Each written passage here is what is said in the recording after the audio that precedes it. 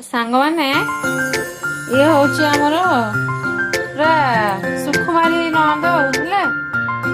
ବର୍ଷା ଦିନେ ଝଗଡ଼ା ହବ, ଶୀତ ଦିନେ ଝଗଡ଼ା ହବ, ଆସିବନି ମାସ ମାସ, ଖରା ଦିନେ ଝଗଡ଼ା କରିବନି ହେଲା। କାହିଁକି ପଚାରୁନାହାନ୍ତି? ଏଇ ହଉଛି ସବୁ କାରଣ, ବୁଝିପାରୁଛନ୍ତି?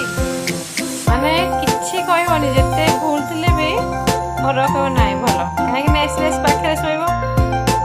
ମୋ ଝିଅ ଯାଇକି କୋଉ କଣରେ ଶୋଇଛି, ତା ବାବା ଯାଇକି କୋଉ କଣରେ ଶୋଇଛି, ଦେଖୁନ ଜାଗା ମାପୁରି ବସିକି ଅଛି ଏସିରେ। ସବୁଦିନ ଯେମିତି ଖାଇଦଉଛି ପେଟେ ପେଟେ, ଆସୁଛି ଏଇଠି ଟାଙ୍କି ଦୌଡ଼ି ଶୋଉଛି। ଅଧା ମାସକୁ ମାସ ଅଧା ବିଲ୍ ଦେଇଦେବୁ କହିଦେବି। ମୁହଁ ଲୁଚୁଛି କଣ?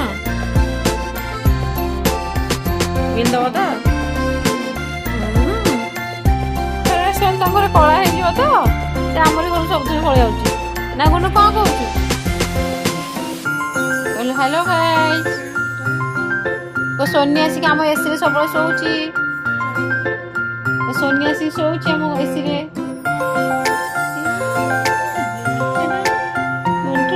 ତ କହୁଛି ଭାଇ ଆସିବ, ତୁ ଟିକେ ସାଇଡ୍ ହେଇ କୋଉଠି ଶୋ। ଯାଇ ଚୁପି ଶୋଇପଡୁଛି, ଲୋକ ଦେଖିଲେ ଆଖି ଦଉଛି, ଆଉ ଆଖି ଖୋଲୁନି ସେ ହେଲା। ଜାଣିବେ ଆଉ ସେ ଶୋଇପଡିଛି ଆଉ। ହାତ ମାରିବ, ଯା ପଇସା ନେଇକି ଆସିବୁ ଆଗ।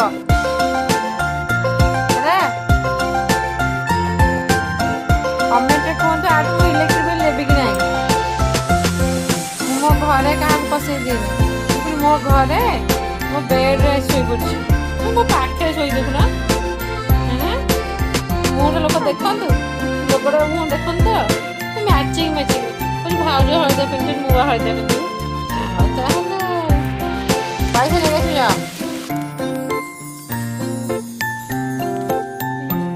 ହଉ ତାଙ୍କ ନା ଆମେ ଶୋଉଛୁ ଆଉ ଟିକେ, ଦେଖା ହବ ନେକ୍ସଟ ବ୍ଲଗରେ। ଯେହେତୁ ଆଜି ଭିଡ଼ିଓଟା ଆମ ସୋନି ଉପରେ ହେଇଛି, ତ ସୋନି ପାଇଁ ଟିକେ ଲାଇକ୍ କରିଦିଅନ୍ତୁ, କମେଣ୍ଟ କରିଦିଅନ୍ତୁ।